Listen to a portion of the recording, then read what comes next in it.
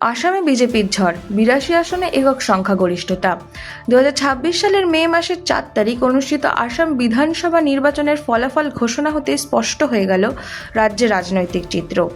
১২৬টি আসনের মধ্যে বিপুল জয় তুলে নিয়ে এককভাবে সরকার গঠনের পথে এগিয়ে গেল ভারতীয় জনতা পার্টি। নির্বাচনের চূড়ান্ত ফলাফল অনুযায়ী বিজেপি একাই ৮২টি আসনে জয়লাভ করেছে, যা সংখ্যাগরিষ্ঠতার নিরিখে অনেকটাই এগিয়ে। ফলে রাজ্যের সরকার গঠন নিয়ে আর কোনো জটিলতা রইল না। অন্যদিকে ইন্ডিয়ান ন্যাশনাল কংগ্রেস ১৯টি আসন পেয়ে দ্বিতীয় বৃহত্তম দল হিসাবে উঠে এসেছে এবং প্রধান বিরোধী দলের পুরো ভূমিকা পালন করবে। আঞ্চলিক দলগুলোর মধ্যে উল্লেখযোগ্য ফল করেছে বড়োল্যান্ডস পিপল ফ্রন্ট এবং আসাম গণ পরিষদ। দুই দলই 10টি করে আসন পেয়েছে, যা রাজ্যের আঞ্চলিক রাজনীতিতে তাদের উপস্থিতি বজায় রাখার ইঙ্গিত দেয়। এছাড়া all India United Democratic front এবং রাইজার দল 2টি করে আসনে জয় পেয়েছে। অন্যদিকে অল ইন্ডিয়া তৃণমূল কংগ্রেস 1টি আসনে জয়লাভ করে উপস্থিতি জানান দিয়েছে। সব মিলিয়ে আসামের এই নির্বাচনের বিজেপির একছত্র আধিপত্য স্পষ্ট হয়েছে। ইতিমধ্যে সমস্ত আসনের ফলাফল ঘোষণা হয়ে গেছে, ফলে নতুন সরকার গঠনের প্রক্রিয়া শুরু হওয়ার অপেক্ষা।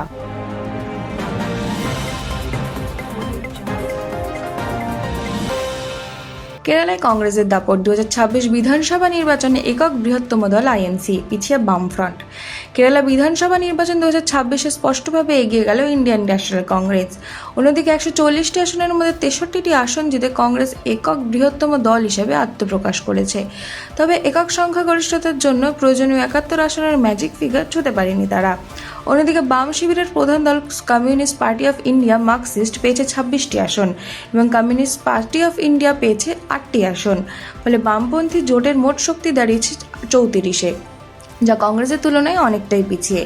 কংগ্রেস জোটের গুরুত্বপূর্ণ সঙ্গী ইন্ডিয়ান ইউনিয়ন মুসলিম লীগ 22টি আসন জিতে বড় ভূমিকা নিয়েছে। এছাড়াও কেরালা কংগ্রেস 7টি এবং রেভলিউশনারি সোশ্যালিস্ট পার্টি 3টি আসনে জয় পেয়েছে। এই নির্বাচন ভারতীয় জনতা পার্টি 3টি আসনে জয়লাভ করেছে, যা কেরালার রাজনীতিতে তাদের উপস্থিতি কিছুটা হলেও জোরদার করেছে। এছাড়া ছোট দলের নির্দল প্রার্থীরা মিলিয়ে 11টি আসন দখল করেছে, যার মধ্যে রাষ্ট্রীয় জনতা দল, revolutionary Marxist party of India এবং অন্যান্য আঞ্চলিক দলও রয়েছে। সব মিলিয়ে কংগ্রেস দল সরকার গঠনের দিকে এগোলেও একক সংখ্যাগরিষ্ঠতা না থাকায় সরকার গঠনের জোটের সমর্থনই হবে নির্ণায়ক। কেরালার রাজনীতিতে এবার নতুন সমীকরণের ইঙ্গিত মিলছে।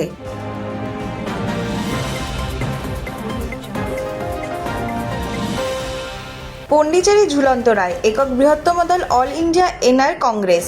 পন্ডিচেরি বিধানসভা নির্বাচনে 30টি আসনের ফলাফল সম্পূর্ণ ঘোষিত হয়েছে এবং এবারও স্পষ্ট সংখ্যাগরিষ্ঠতা কেউই পায়নি।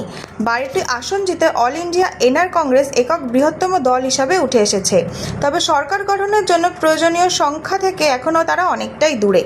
দ্বিতীয় স্থানে রয়েছে ডিএমকে, যারা পেয়েছে 5টি আসন। তৃতীয় স্থানে থাকা ভারতীয় জনতা পার্টি পেয়েছে 4টি আসন, যা সরকার গঠনের অঙ্কে গুরুত্বপূর্ণ ভূমিকা নিতে পারে।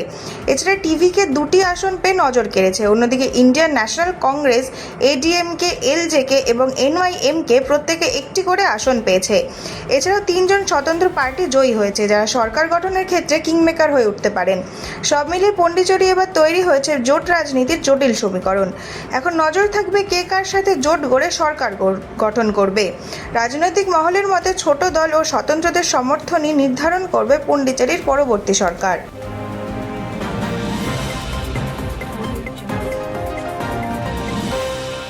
তামিলনাড়ুতে ঝুলন্ত ম্যান্ডেট, বৃহত্তম দল টিভিকে।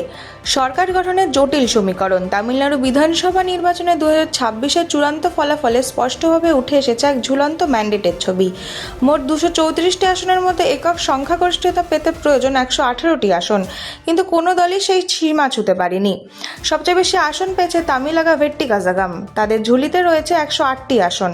তবে সংখ্যাগরিষ্ঠতা থেকে তারা এখনও 10টি আসন দূরে। দ্বিতীয় স্থানে রয়েছে দ্রাবিড় মুন্নেত্র কাজাগাম, যারা পেয়েছে 59টি আসন। অন্যদিকে অল ইন্ডিয়া আন্না দ্রাবিড় মুন্নেত্র কাজাগাম পেয়েছে 47টি আসন।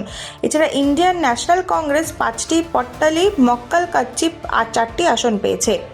ছোট দলগুলোর মধ্যে Indian union Muslim League, communist party of India, communist party of India Marxist এবং ভিসিকে প্রত্যেকে 2টি করে আসন পেয়েছে।